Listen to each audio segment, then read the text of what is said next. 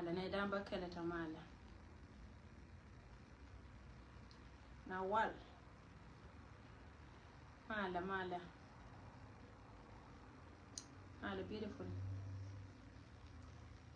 mala brother Galwa, thank you so much, thank you mala mudi de lo man gwa mama modial manya borgio mala mother of nation laite ndun te nerindial ya gade chan male nyamu ko male nyamo Johnson male manu galo anu di te nerindial nyadienda tut male nyamu go male baby sis male te ner male nyora ka male tinas nyora ka male cha ner ko division 20 tela dino balala ner ko division 20 biba anu galo ya penin anja penin ko la kira na ko oje ke len ani sangda changa magnien ke ngada ka we da chete ke snow midit okay tenere snow mi chi tankap changa yo magnien ya cha oje che len ai tinga te me water ka Africa sorry man mo galo nyakwaya male man mo gwa male ya anche ner ka male la woche bele lon kama baye li belong ko pela ko gore je wote ka dadi na bala wallat ba ta ma chakere bara la wallat kama dadi en ka kuite kada ai si ala wonu tu lo anga ko bi asi aka ne kon barar ka jenta abde ne kon tilat ka rodien wana me ne dialo kono pai po lo kan chala meri yang do an ko division 20 SPLIO division 20 ka social media la ko ne da bambo ya so makuinga chala meri nyando ngan January right na babarar ka je anini ankor ka tepan gore je go ba Mayom County baka Bernard Vice ya baka balat tin dialo kono tin gorke bai che be enemy Luanga ko biashia kama sejeme we kama Mayom County roye me barar ka ye kate kone chalat chana te ka ngai chi chaling bagwana na ta tine no shi justice ye biem top kana pul jang chika wa kama Mayom badan wadian kama Mayom kana na ngai enta mata roi to dana no go jen wa kama Mayom rok male nyana right ne du kana ngai wa wadian kama Mayom chere ka mi nan kana mal kama Mayom che wana na gan Mayom karoina ne cheling manan karamana na nongo tok na ka wa dung tina na che kenin changa jio kana wona ne Abraham no ga dia bada nan che belonga ne dia na yen dia fa ama kan che de menchan na ji mal no ga long woodway dar gu male siner ka mal dia bada male changa jio wo jen pankie ne chika jie na gor ko ba wo buli ba ka wakap kia ba wo buli ba ka wa pay kan bulta wa pay ta me kan bulle ko ne ya ne kien na tin chi kule jien ala go kan wa ne kien wa ka chula ken mi kan pay ka to kia ka buli kien ajana kwala jone ye wa ka ta ne lem sila jen mi se yama be ka ngara ko chi gad buli jangai min ko be na ngara jenen Chinaido konen chalke jidoar te kone hia watin yen gad buli chika te ka kompelen ke kume dien ko kume menana te ka South Sudan hia kume dan kon 64 kume jani janga kume de hia kume dan kon 18 dialan kon chingre we ka Geneva Sudan tila 64 til kon to wi ko go kon cha right dan chie te dan men gor kone chika ko contentin but miti jamnyot alar keneno akene bi kume ba respond roina ni cha alat jenen chika na lara wona na ni cha na na idor mi chal ka bimnom kana me na ni me ko ne ga kabul antame jin kuma min chal ka kuma South Sudan go na respond mugwa awa chika te ka complain kareo cha lara wo wurmi chal ka puljang awai ka division 4 awoi ke ko wo pul jang la we yari ak nyal ni mi ga ka jima yo bat jen te ko wor ka jima yo bat ke jen to da ke lew ke jen to da ke lew ci kan nyoka melar kene en wo kan pankien ba ri bim to ba woi gwana na te timba ala gabana do armu char ka unity state de yara de yene no cha hiyo de men char mana ram de no ram te kelis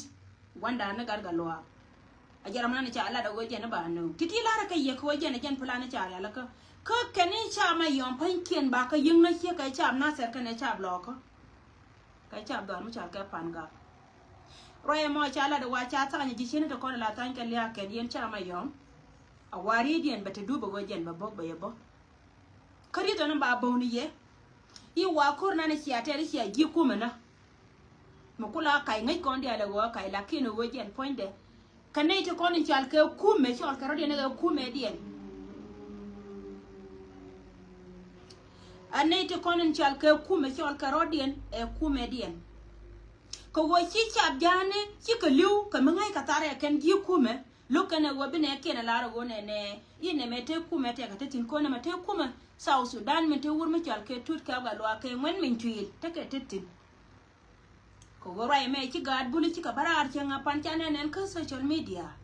chi kan chi amone chi kana kamrar mu gorje wode respond immediately me cha kana kan ga te ko ne cha wang te bol ka chi ka joti ba wa cha ma jang chi gad buli cha kana ngo ken cha use ne just a second chi ka request ngai kon dia la kon ni dia la continent ka war ga kan dia la kon lim ka tunen to good chi kan ka jo kon ne ko to kon cha na ka ba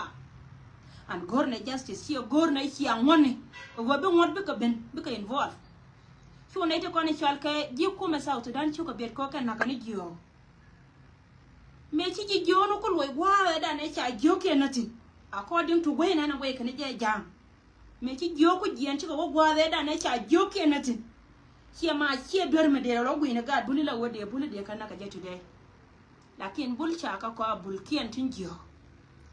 te wur mi chal ka ngwan min tuirtetin kana wur mi chal ka tut ka ga lwata lat kana interest dien mi chima interest god buli dia nei to kono kula ta kana kele yan ka ne na lawo mi sha wala ka chuong bi ka bara ko social media ba na ba ta ga ken ka kana ken to lakin ko ai la waka yan god bulu kon de changan wo kon min chane ngai go te ka liya mi abe na kayye en way na na bi ben ka la revendien cha bana da ajitu ar mi chal ka bim nom de chi anyi ka no bika ben ka kuma dia ne giya nan ka ba goro wa ba ka dora ngane ne la ngane ga to kono ta kel ka ye chang bia ben ku yeme be chor ka so zeria no ga re adon ne wono kor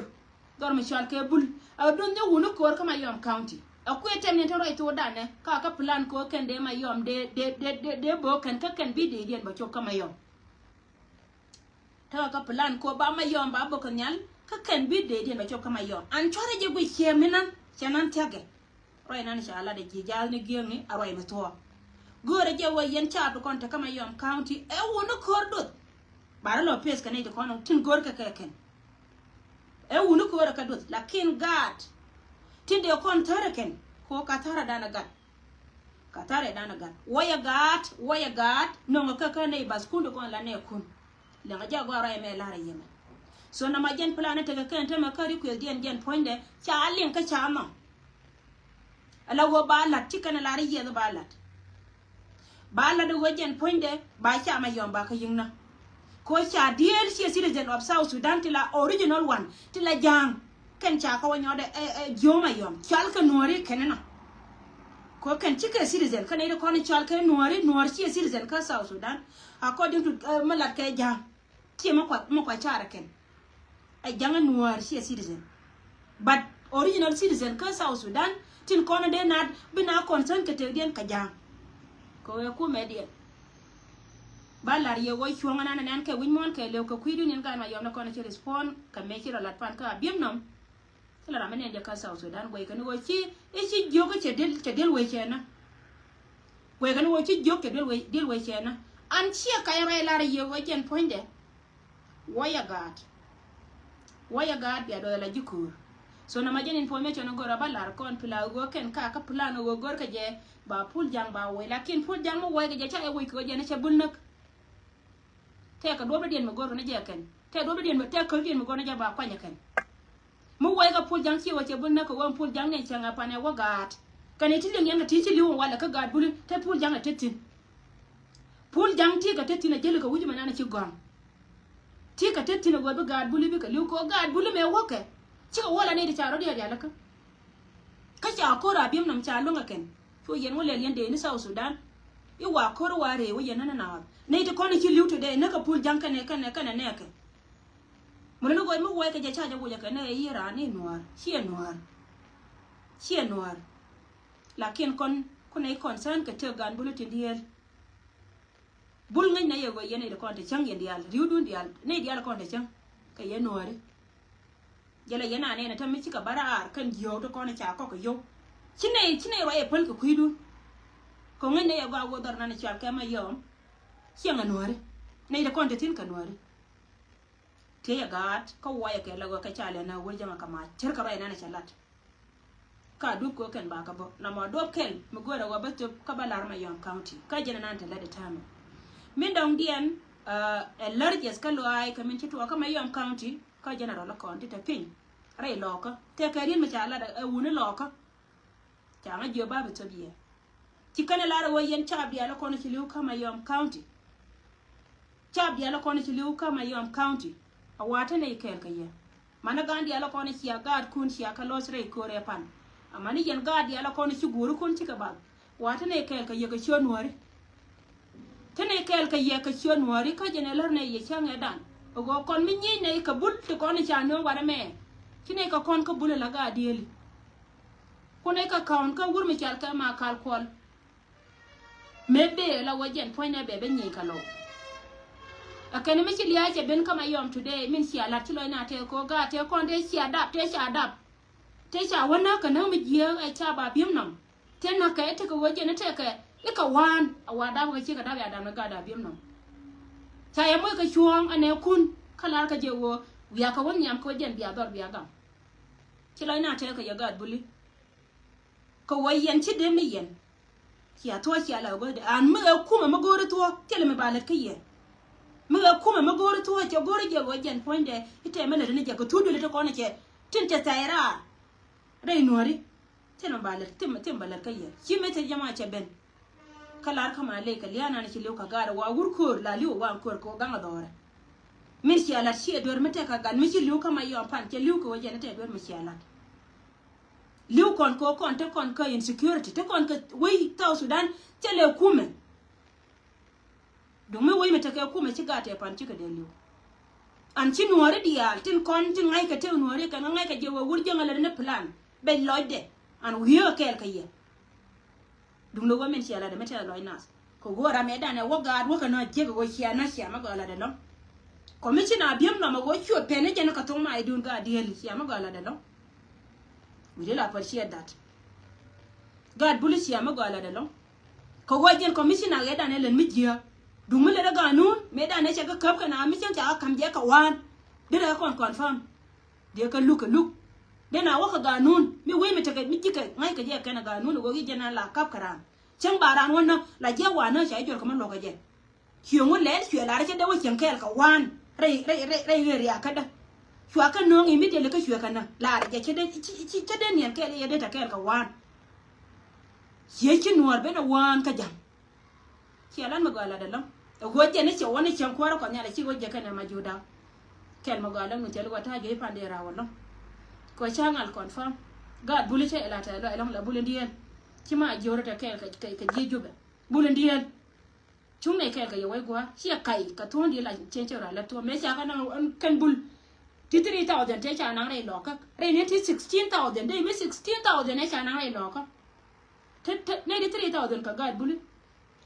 bulu te jel kel ka ma kal ko til la ala daro na ne cha ka ma yom county til la me kom loide ti kon lan ke jinjira ka re lo ne ka ken jena ko ga lo ka lo di la be me cha ka je pen cha kana la ja gwar ke county ma yom ka ai di la lo di ne be jelo la wiena be lo na je ni me da ne ni na ka pa ju lakin chine ka tele mela wo lo na ja ko bi lo na bom go kan pankien cha ku yi kan wo dori ne eted cha nang ne me da ken min chi mel kan nang chi ga yen dia ngai ka je wo chi ga yen dia chiga yandi al gad ga ka chiga yandi al an ka kan yan kwai te ko ne cha lat ka history en go jen te ka me bi alat a jen gwadu na me chung ne kel ka ye chung ne kel ka ye woni a chim ki aluba yen woni dia te chi liu pan ka kia ko mi na bim no me kia na woni kia ma ga la de long ko ga te ko te che na te bulu che ka ga da cha da che ka ga man jan chi da te long kon man no che ka ngan ko di bi chon chuen chi da te da long jana la chi ara ngan ni man woni chi na ya kwai de cha ko no re la ne jetin ka ke mi te ka gwa ma cha la mo ka la nang ne mo mi dit an ba ko da le ne te de du min balar ya gwa wo ya gad te gad gwa na ta ga ta ka tin ka mai ben be kan pul jang de ne ci guja gam pul jang na wade pul jang ci guja gam kana makal pul jang kana makal bi kana ne no aro de nyoka kaira ben pul jang ko gam yo ka kana jag biem to wiya ke la wejen biya mo ro ina na cha lar yo ko rin ko men to ka ye ba ye wi gor no biya gad bulina wiya na kan gad buli ani ma kala dun yo kama yo biya ne ni wang kun yen woni chor chor ko ne ji dun pe kam yes chen mo ko yene nyoke chebe go biya gor go apuji won gan ma yondo ko no biya le yen yo to dun cheme chi ma ka la rei lo ka na ka ma don ka lo make la ka ba do an bara jol ka to ga be kulina amma ka an jambuli ma ka chi del buli lakin yen ga da ro ko ne te ka wi go ma ya la guri cha lu ma ka me cha le gan bulla sidde kama yon la lo ko no go chi ga buli nyin ke mo lo jaw ba ka ba nyoka ma ka ka na la go ken biya ka lo jaw bi be de bi je ai je te yen guida be be de be je an dol chora ka pal ta yen ka pan bo ba te wur mi chal ka re biem top tino kana wur mi chal ka kana jen wur ma chal ngada kam kana jen wur dan wi ganga nan wur nan cha moy ka ka nyin la wur nan cha gujo ganga ne wur nan wur chi won je da na cha pul jang ka ye je ka an be ko go ye kam ye ko gandi no be kam ye mo go be na la go gar ka gar jana na wade sa gen na ke chora ka pal ko ga te pan te kon te tup ke ken chi ka re ka ga da cha da ba man chi ka man jani ka ga da man jani cha yu ke da wa ko ka pai ga ne ko ken cha yu ke no ko pai ga ne ko ken mun no go kur mi cha ro ala ko la wajen ta ka kam kon ka ga kon ko nuori aba kon ba na ken mi cha no ke cha li dan ta nya ken e je ruo ngai ne go wajen mu ko pal lui ne ka li nga dien chi ka kan chi ka nuori cha chu no ko na ken kan general di ala ko ne ci barara to metin ko ne nyin ka kon ka gad ka dial ka gan ma yom gol ka gar ma lu na da ka karo ade mi ci ala salama lu da jeno gol ka salama lu karo ade ka general buli ti de do no de le ka duora ken ka gad buli tin ta dab ka bul kama yom mi ci ala ma yom ko jogo le ti de pul jang to de chwa de pal genat bay de kam yena ma yen gad buli jen ad bay sende kam yena mo chara kapal na ka an be ko ka kam ye ma ka ja ruwe da naka jen duna mangai ne genare ngada ka re del wala tetin mo da yet mani ta lama lo na ta ci wota ci lo jawta kama bodo da ke na kon hana betene tana betene na kan tura lo akwa be da nyadila kada ro ya long ngani man woni chana betene na kan tura lo ana betene na kan tura lo birar gori kan ne cha so tiri kana kono no ngara tula male insha Allah ne kon yen gad bulu kono te kama yom county waya gad te radon jaw te gad jaw gor kana wa ba ma yom ba bokan gor kana ko wacha citizen South Sudan ta kana antela rame chana na yet moda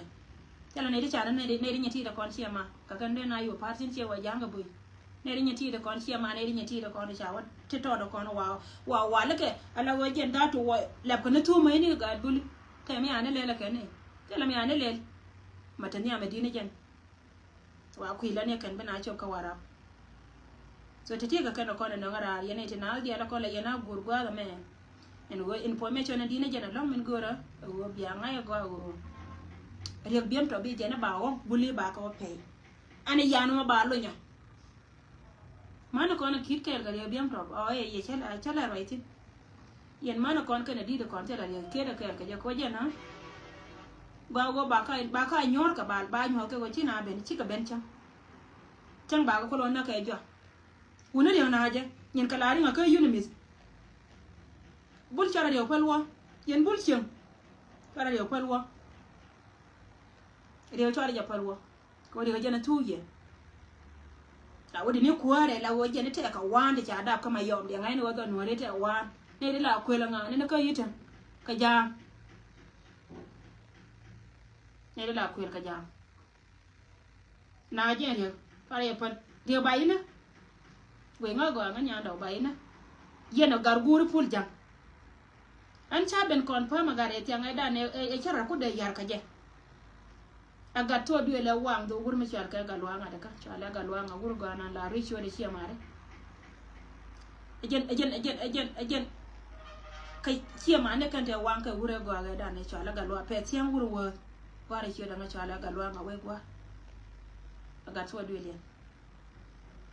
tuk du ne chana go are bo dan ko no cha go along go chi nga lwe do